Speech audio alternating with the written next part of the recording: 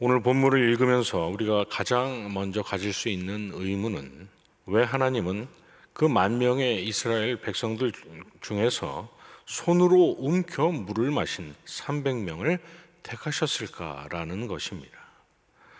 그리고 우리는 이러한 의문에 보통 누가 전투에 적합한 자인지 자질을 테스트하기 위한 그러한 절차였다고 생각합니다.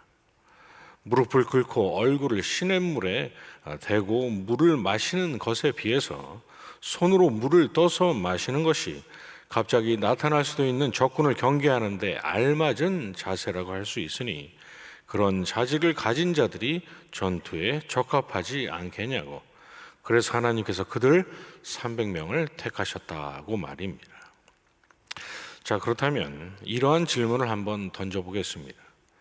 만약 남아있던 10,000명 중에서 손으로 움켜서 물을 마신 자들의 수가 300명이 아니라 반대로 9,700명이었다면 하나님은 거꾸로 300명을 집으로 돌려보내시고 손으로 움켜 물을 마신 자들 9,700명을 전투에 투입하셨을까요?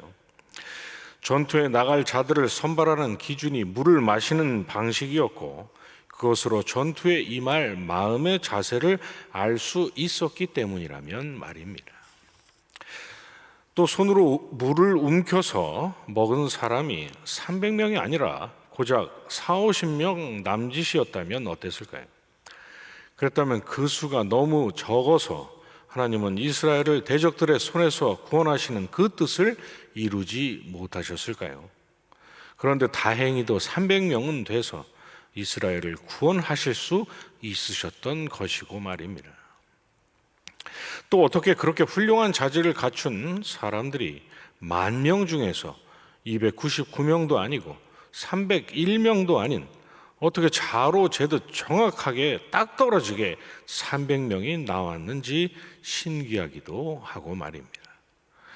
그러나 우리는 이걸 신기하게 여길 필요도 없고 하나님께서 왜 그렇게 물을 마신 자들을 선별하셨는지 궁금해할 필요가 전혀 없습니다. 왜냐하면 오늘 본문 2절에서 하나님은 기드온에게 너를 따르는 백성이 너무 많다고 하셨고 백성 중 두려워했던 22,000명이 돌아가고 10,000명이 남아있자 그때도 백성이 아직도 많다라고 말씀하셨기 때문입니다. 이게 무엇을 의미합니까? 하나님은 애초부터 정확하게 더도 말고 덜도 말고 300명만 남기려 하셨던 것입니다. 그래서 299명도 또 301명도 아닌 정확하게 300이라는 숫자가 나온 것이고 그렇게 정확한 숫자가 나와야만 그것이 우연이 아니라 하나님의 역사하심의 결과라는 사실이 드러나기 때문입니다. 그렇다면 하나님은 메뚜기의 많은 수와 같고 또 해변의 모래처럼 많았던 미디안 족속들과의 그 전투에 앞서서 왜 겨우 300명만을 남기셨을까요? 이유는 분명합니다. 오늘 읽은 본문 2절에서 너를 따르는 백성이 너무 많다고 하시면서 내가 그들의 손에 미디안 사람을 넘겨주지 아니하리니 이는 이스라엘이 나를 거슬러 스스로 자랑하기를 내 손이 나를 구원하였다 할까 함이라고 말씀하신 것처럼 많은 수의 군대를 남겨놓으시면 훗날 자기들의 힘으로 미디안을 물리쳤다고 하나님이 아니라 자기들 스스로 자기들을 구원했다 할지 모르는 그들 속에 있는 악한 본성을 하나님은 염두에 두셨던 것입니다. 그러니 더도 말고 덜도 말고 딱 300명이어야만 했던 것이죠. 메뚜기 떼같이 수를 헤아릴 수 없는 군대를 300명이 물리쳤다면 하나님의 권능하심의 역사라는 권능의 역사의 결과라고 밖에는 설명할 길이 없기 때문입니다. 따라서 300명이 그렇게 물을 마셨는지 왜 하나님께서 손으로 움켜 마신 그들을 선별하셨는지는 중요한 문제가 아닌 것이죠. 그들이 교만하지 못하도록 처음부터 정확히 300명만 낭비려고 하셨으니 물을 마시는 방식은 마치 일정 크기 이상의 돌을 골라내기 위한 채와 같이 그저 300명을 골라내기 위한 필터에 불과했던 것입니다. 그리고 기드온으로 하여금 누구를 돌려보내고 누구를 남겨둘지 분별할 수 있게 하는 기준으로서의 역할을 했으면 그것으로 충분했기 때문인 것이죠.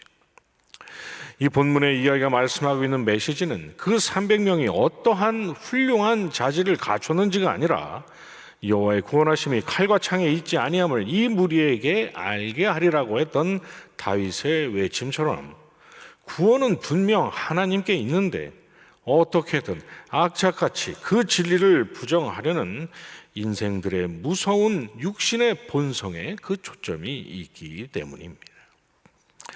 그래서 이스라엘의 군사가 단 한 명도 없다 해도 일거의 미디안 군사들 전부를 하루아침에 송장으로 만드실 수 있으신 전능하신 하나님께서 굳이 그 300명이라는 숫자를 채우셨던 것입니다. 아니나 다를까 밝히 드러난 그러한 하나님의 뜻에도 불구하고 300명은 돼서 그랬는지, 이어지는 사사기 8장에서 미디안과의 전투가 승리로 끝나자 백성들이 기드온을 찾아와서 당신이 우리를 미디안의 손에서 구원하셨으니 당신과 당신의 아들과 당신의 손자가 우리를 다스리소서라고 했기 때문인 것이죠. 하나님은 그 300이라는 숫자를 통해서 그들 속에 자리하고 있는 하나님 대신 사람을 주목하고 사람이 무엇인가를 스스로 할 수 있다는 그러한 교만의 본성을 만천하에 드러내셨던 것입니다. 그리고 성경을 읽는 독자들인 오늘을 살아가고 있는 성도들에게 인생들 속에 자리 잡은 하나님 대신 사람을 주목하고 사람을 높이려는 그 무서운 본성이 얼마나 무서운 힘을 발휘하는지를 여실히 보여주셨던 것이죠. 그런데 우리가 오늘 본문에 등장하는 이 300명을 바라보면서 하나님으로부터 택하심을 얻을 만한 어떤 훌륭한 면모가 그들에게 반드시 있었을 거라는 생각을 한다면, 이는 구원이 하나님께 있다는 사실을 두 눈으로 목격하고도 기드온과 그 300명이 이스라엘을 구원했다고 여겼던 이스라엘 백성들처럼 우리 속에 있는 그러한 육신의 본성이 우리에게 그 힘을 발휘한 결과가 아니겠습니까? 사사기에 등장하는 이 사건을 가리켜서 우리가 흔히 기드온과 300용사라는 타이틀을 붙이는 건 역시도 그러합니다. 본문 아래를 여러분 살펴보시면 아시겠지만 그 선별된 300명이 했던 일이란 한 손에는 나팔, 또 한 손에는 횃불이 들어있는 항아리를 들고 있다가 기드온이 신호를 보내자 함성을 지르면서 나팔을 불고 손에 든 그 불 항아리를 던져 부순 것 밖에는 없습니다. 한 명이 적군 100명씩을 죽였다면 모를까, 그들이 한 일은 그것이 전부였던 것이죠. 더욱이 22절에서 300명이 나팔을 불 때 여호와께서 그 온 진영에서 친구끼리 칼로 치게 하심으로 적군이 도망했다고, 미디안과의 전투의 승리는 그들이 아니라 순전히 하나님의 작품이라고 분명하게 말씀하고 있는데, 용사라는 타이틀을 붙이려면 그들 300명이 아니라 하나님께 붙여야 맞는 것이 아니겠습니까? 자, 그렇다면 그들은 그렇다 치고 기드온만큼은 사사로 세움을 입을 만한 훌륭한 자질을 갖춘 사람이었을까요? 사사기 6장에서 여호와의 사자가 기드온 앞에 나타나서 그를 가리켜 큰 용사여라고 말하기도 했고 말입니다. 그러나 그렇지 않습니다. 그는 미디안 사람들이 두려워서 밀을 타작마당이 아닌 포도주 틀 안에서 숨어서 타작했던 사람이었습니다. 그리고 하나님께서 바알의 제단을 헐고 아세라상을 찍어서 그걸로 번제를 드리라 명하시자 자신의 아버지와 성읍 사람들이 두려워서 밤에 몰래 그 일을 했던 아주 소심하기 짝이 없던 사람이었습니다. 기드온도 그런 소심한 자신, 그런 작은 자신을 알고 있었는지 이스라엘을 미디안의 손에서 구원하라고 하나님께서 말씀하시자 모세가 그러했듯이 펄쩍 뛰면서 아니 내가 무엇이건데 나같이 보잘것없는 자가 그 일을 해내겠냐고 손사래를 쳤던 사람이었습니다. 그러나 하나님의 영이 임하시자 그제서야 비로소 나팔을 불며 백성들을 소집했던 사람이기도 했고 말입니다. 그러나 얼마 후에 기드온은 언제 그런 일이 있었냐는 듯 하나님께 이러저러한 이적을 보여주시면 하나님께서 나를 통해 이스라엘을 구원하실 줄을 믿겠다라고 말한 사람이기도 했습니다. 자, 그렇다면 이러한 모든 일들이 지나갔으니 이제 기드온은 드디어 용맹한 자요 굳건한 믿음의 소유자로 거듭났을까요? 오늘 본문 아래 9절 이하에서 하나님은 기드온에게 내가 두렵거든 미디안 진영으로 내려와서 그들이 하는 말을 들으라고 말씀하셨습니다. 그리고 기드온은 거기서 미디안 군인들이 서로 하나님이 미디안과 그 모든 진영을 기드온의 손에 넘겨주셨다라고 주고받는 대화를 엿듣고 나서야 비로소 용기를 내어 이스라엘 진영으로 돌아올 수 있었습니다. 앞선 모든 일에도 불구하고 기드온은 여전히 두려워했고 여전히 하나님을 신뢰하지 못했던 것이죠.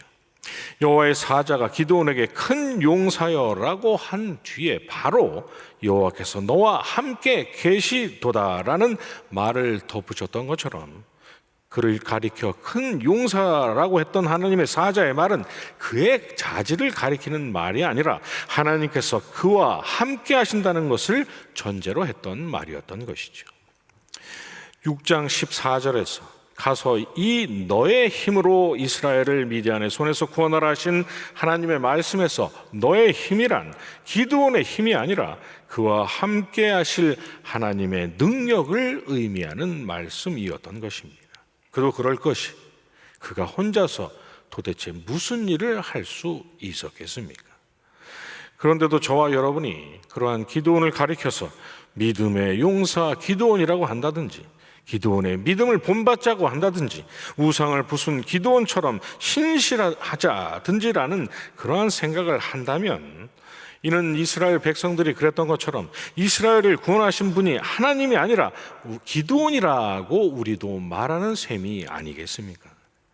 그가 보여준 용맹함과 믿음과 또 신실함 그 어느 것 하나도 원래 그의 것이었던 것이 아니었는데 모든 것이 하나님께서 함께 하시고 여호와의 영이 함께 역사하신 결과인데 말입니다. 그런데 우리 역시도 하나님 대신 기드온을 영웅이라 부르며 그를 주목하고 있는 셈이 되니 말입니다. 물론 많은 하나님의 사람들에게서 성도의 귀감이 될 만한 그러한 훌륭한 모습들이 발견되는 것은 사실입니다. 그러나 성경은 구원은 말할 것도 없고 성도의 삶의 모든 열매 역시도 하나님의 섭리의 결과라고 분명히 끊임없이 우리에게 말씀하고 있지 않습니까?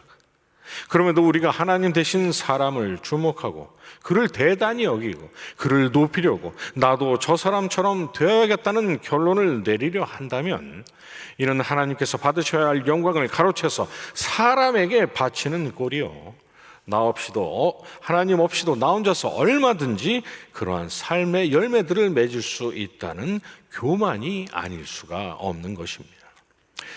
그러나 더 큰 문제는 하나님께서 그러한 마음을 품고 있는 우리와 과연 함께 하시고 그런 우리를 도우시겠냐는 것이죠. 그러고 있는 우리를 도우시면 하나님이 아니라 우리 힘으로 한 줄 알고 하나님에게서 더욱 마음이 멀어지는 것이 우리라는 존재이니 말입니다. 그렇다면 하나님께서 그러한 우리의 교만의 민낯을 드러내시고 우리로 하여금 철저한 무능력을 깨닫게 하시는 어떤 특단의 조치를 내리지 않으시겠습니까? 우리로 하여금 억지로라도 온전히 하나님만 바라는 자리로 돌아오게 말입니다. 그러나 우리가 그런 시행착오를 겪으면서 빙빙 돌아갈 필요가 어디에 있습니까? 내게 능력 주시는 자 안에서 내가 모든 것을 할 수 있다는 빌립보서 4장 13절의 말씀과 내가 약한 그때의 강함이라는 고린도후서 12장 9절의 말씀처럼 겸손히 주님의 이름은 붙잡고 모든 영광을 오직 하나님께 돌릴 만반의 준비로 하나님께서 함께하여 주시고 도와주시고 인도하여 주시기를 우리가 힘써 간구한다면 하나님께서 우리를 절대로 꾸짖지 않으시고 반드시 우리의 그러한 간구에 응답해 주실 텐데 말입니다. 사람 보지 않고 또 우리 자신 바라보지 않고 온전히 하나님만 바라는 것, 바로 이것이 연약한 우리가 강한 용사가 될 수 있고 성도인 우리의 삶 가운데 우리가 스스로는 절대로 맺을 수 없는 풍성한 의의 열매를 넘치도록 맺을 수 있는 지혜요, 정답이요, 가장 확실한 지름길인데 말입니다. 하나님께서 허락하신 오늘 하루도 이 분명한 진리 기억하시면서 주님의 능력 안에서 승리하시고 주님의 인도하심 가운데서 하나님께서 기뻐하실 풍성한 아름다운 삶의 열매를 맺으시는 저와 여러분이 되시기를 주님의 이름으로 축원합니다. 주님께로 주신 기도로 예배 마치고 계속 기도하겠습니다. 하늘에 계신 우리 아버지여, 이름이 거룩히 여김을 받으시오며 나라의 임하옵시며 뜻이 하늘에서 이룬 것 같이 땅에서도 이루어지이다. 오늘날 우리에게 일용할 양식을 주옵시고 우리가 우리에게 죄 지은 자를 사하여 준 것 같이 우리 죄를 사하여 주옵시고 우리를 시험에 들게 하지 마옵시고 다만 악에서 구하옵소서.